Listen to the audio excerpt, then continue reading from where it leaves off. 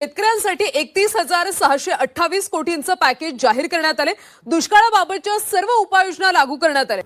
त्यामुळे शेतकऱ्यांचं नुकसान झालं आणि म्हणून आम्ही म्हटलं ही पद्धत नको, जुनी पद्धत बरोबर आहे, कारण पीक कापणी प्रयोगामुळे 100% पैसे मिळतात आणि म्हणून आम्ही त्या पद्धतीकडे परत गेलेलो आहोत आणि त्या पद्धतीने नमस्कार शेतकरी बांधवांनो, आजची अतिशय महत्त्वाची आणि आनंदाची बातमी घेऊन आलो आहोत। 2022, 2023 आणि 2024चा पीक विमा आता खात्यात जमा होण्यास सुरुवात झाली आहे। आज 2 एप्रिल गुरुवारपासून हजारो शेतकऱ्यांच्या खात्यात पैसे जमा होत आहेत आणि हो, काही शेतकऱ्यांना 20,000 रुपयांपर्यंत रक्कम जमा झाली आहे। म्हणून हा व्हिडिओ शेवटपर्यंत नक्की बघा।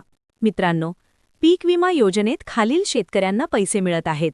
विशेष म्हणजे काही जिल्ह्यांमध्ये आधीच पैसे जमा झाले आहेत। मित्रांनो, प्रत्येक शेतकऱ्याला समान रक्कम मिळत नाही। उदाहरण, काहींना 5,000 रुपये, काहींना 10,000 रुपये, तर काहींना थेट 20,000 रुपये जमा झाले आहेत।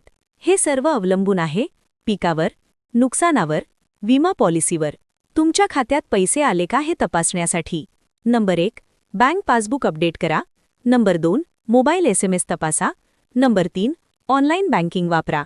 काही वेळा पैसे आले तरी SMS येत नाही, म्हणून खात्री करून घ्या। सध्या खालील जिल्ह्यांमध्ये पैसे जमा सुरू: पुणे, नाशिक, औरंगाबाद, लातूर, बीड। उर्वरित जिल्ह्यांमध्ये देखील पुढील काही दिवसात जमा होणार आहे। लक्ष द्या शेतकरी बांधवांनो, कोणालाही पैसे देऊ नका। फसवणूक करणाऱ्या लोकांपासून सावध राहा। पीक विम्याचे पैसे थेट बँक खात्यात येतात। कोणताही एजंट किंवा दलाल लागत नाही। रक्कम कशी ठरते? पीक विम्याची रक्कम ठरते तुमच्या पिकावर, सोयाबीन, कापूस, तूर इत्यादी किती नुकसान झालं आहे, तुमच्या क्षेत्रफळावर, एकर, सरकारच्या हवालावर। उदाहरण समजून घ्या। समजा 2 शेतकरी आहेत। शेतकरी 1 एकर जमीन, कमी नुकसान, मिळाले 5,000 रुपये। शेतकरी 2 3 एकर जमीन, जास्त नुकसान, मिळाले 15,000 ते 20,000 रुपये। 20,000 रुपये कोणाला मिळत आहेत? ज्या शेतकऱ्यांचं मोठ्या प्रमाणात नुकसान झालं आहे आणि ज्या भागात पिकांची स्थिती खूप खराब होती, अशा शेतकऱ्यांना थेट 20,000 रुपये किंवा त्याहून जास्त मिळत आहेत। वीजो महत्त्वाची गोष्ट मित्रांनो, काही व्हिडिओ किंवा मेसेजमध्ये सांगितलं जातं की सर्वांना 20,000 मिळणार, पण हे पूर्णपणे चुकीचं आहे। खरं काय आहे? प्रत्येक शेतकऱ्याची रक्कम वेगळी आहे। सरकारच्या यादीनुसार पैसे दिले जात आहेत, टप्प्याटप्प्याने जमा होत आहेत। पैसे उशिरा का येतात? अनेक शेतकऱ्यांचा प्रश्न असतो की माझे पैसे अजून का आले नाहीत। याची कारणे: बँक प्रोसेसिंग, जिल्हानिहाय टप्पे, कागदपत्र तपासणी। त्यामुळे घाबरू नका। महत्त्वाचा सल्ला: तुमच्या खात्यात किती पैसे आले हे स्वतः तपासा। दुसऱ्यांच्या बोलण्यावर विश्वास ठेवू नका। कोणत्या जिल्ह्यांमध्ये पीक विम्याचे पैसे जमा होत आहेत? कारण प्रत्येक जिल्ह्यात एकाच दिवशी पैसे जमा होत नाहीत।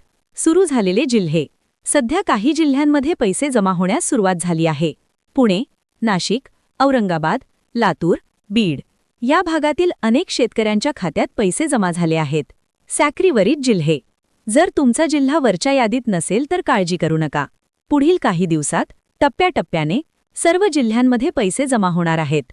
रिव्हरी टप्प्याटप्प्याने का जमा होतात? मित्रांनो, सरकार एकाच वेळी सर्वांना पैसे देत नाही, कारण मोठ्या प्रमाणात शेतकरी आहेत। बँक प्रोसेसिंग वेळ घेतो, जिल्हानिहाय यादी तयार होते। जिल्हानिहाय फरक का?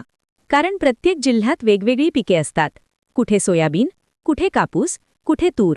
त्यामुळे नुकसान वेगळं असतं आणि पैसे जमा होण्याचा वेळही वेगळा असतो। महत्त्वाची सूचना मित्रांनो, लक्ष द्या। काही लोक खोटी यादी व्हायरल करतात। तुमच्या जिल्ह्यात पैसे आले असं सांगतात, पण त्यावर लगेच विश्वास ठेवू नका। नेहमी अधिकृत माहितीच बघा। तुमचा जिल्हा कसा तपासायचा?